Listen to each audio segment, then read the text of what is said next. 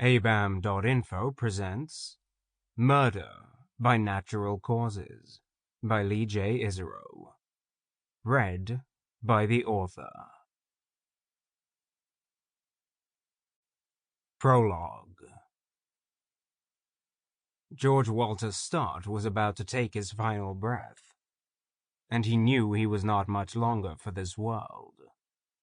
Were he to be honest, the ancient invalid was feeling as if he had already long outstayed his welcome. If he had been able to vocalize this thought, his carers would have agreed. They had been catering to his every whim for the last 30 years, every meal and drink and the resulting bowel and bladder movements, since the doctors first advised him that his time was short. The doctors, who George lovingly referred to as useless fuckpigs, were evidently incorrect, and George had since outlived them some 3 decades later. Previous to his incapacitation, he dedicated his life to amassing a fortune in the company market, building a conglomerate and making it bigger and bigger with his expert businessman knowledge, until he had amassed more money than most small to moderately sized countries. He used a small portion of that vast wealth to build himself a town, Stottington, which was once called Milton Keynes, before he had it and everyone who lived in it flattened to start anew. Anyone who had ever been to Milton Keynes thought it was a vast improvement. Propped up in bed, he spent his days surrounded by machines he didn't care for, and people he cared for even less.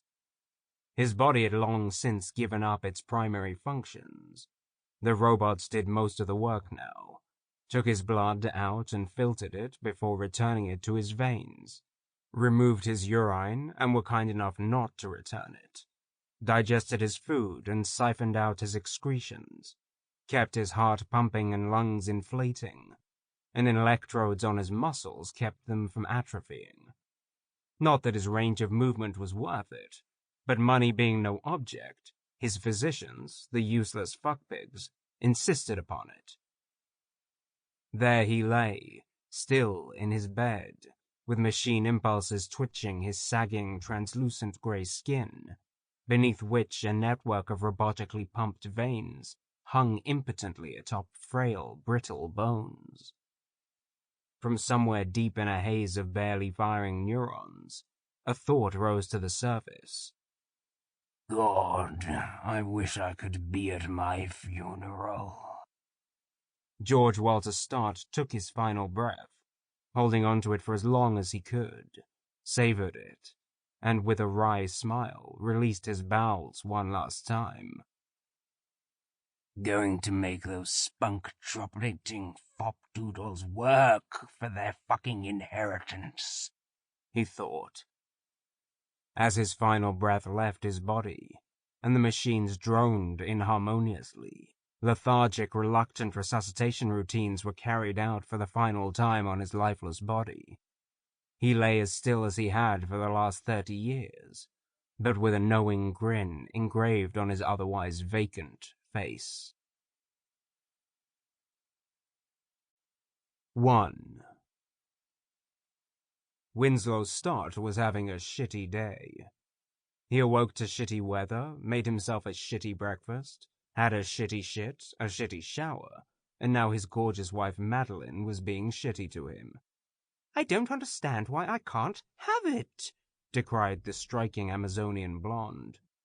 All I do all day is sit around this pointlessly big house and watch the dust gather. Well, we'll have to fire the maid, said Winslow, adjusting his spectacles. You shouldn't be gathering dust. You're not listening to what I'm saying, she replied with seething anger. Well, you're obviously moving too much. Trophies are meant to sit on a shelf and be shiny, gathering dust until the maid gets to them. You know trophy wife isn't a literal term, right? She replied, her flawless porcelain brow attempting to crease with anger, its movement limited by the Botox dwelling under her skin. I had a special shelf built for you to sit on, replied Winslow. There's even a plaque at the base. Sample complete. Ready to continue?